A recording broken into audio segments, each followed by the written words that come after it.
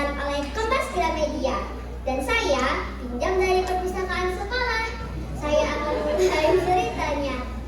Dahulu kala ada seorang nenek bernama Mbok Sirni yang hidup seorang diri. Mbok Sirni sudah sangat lama ingin mempunyai seorang anak perempuan.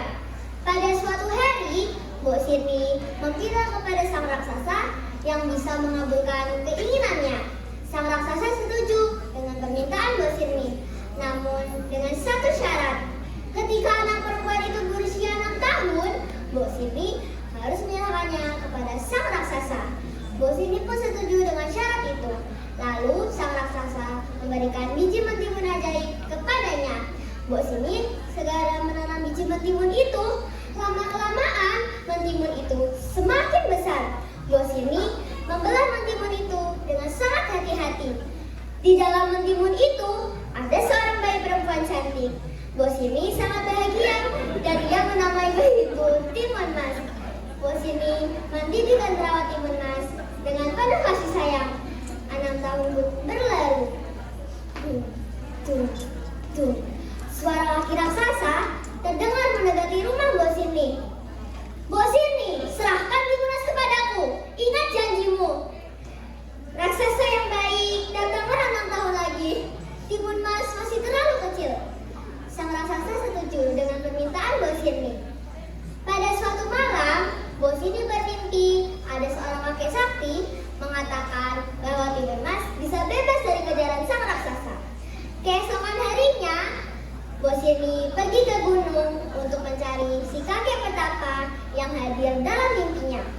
Kakek petapa yang sakti itu memberikan 4 bungkusan yang berisi biji mentimun, jarum, garam, dan terasi. Ia berpesan agar Timun Mas menebarkannya satu persatu supaya terhindar dari kejaran sang raksasa.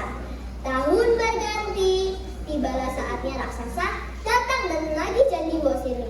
Mbok Sirni segera memberikan keempat benda itu kepada Timun Mas. Cepat lari Timun Mas, ingat tebarkan satu persatu bungkusan ini saat raksasa mengajarmu. Cepat lari. Dengan bergegas, Timun Mas lari secepat mungkin. Sang raksasa berjalan cepat menyusul Timun Mas. Saat melihat sang raksasa yang semakin mendekat, Timun Mas segera melempar bungkusan pertama yang berisi biji mentimun. Sungguh ajaib. Seketika itu juga tumbuhlah ada mentimun yang berbuah lebat. Sang raksasa yang sedang kehausan pun berhenti sejenak dan langsung menyantap buah mentimun itu. Setelah itu, ia kembali mengejar Timun Mas.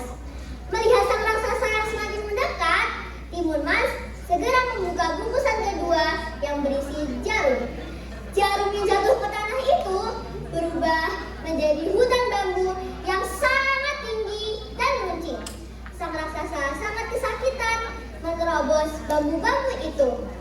Timun Mas mulai lelah berlari. Namun, sang raksasa semakin mendekat. Dengan segera, ia melempar bungkusan ketiga yang berisi garam.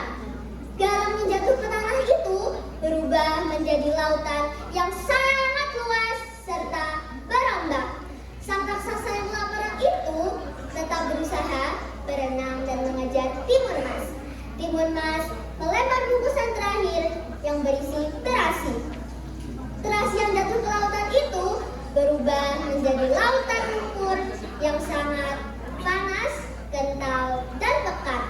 Akhirnya sang raksasa tenggelam di lautan lumpur yang panas.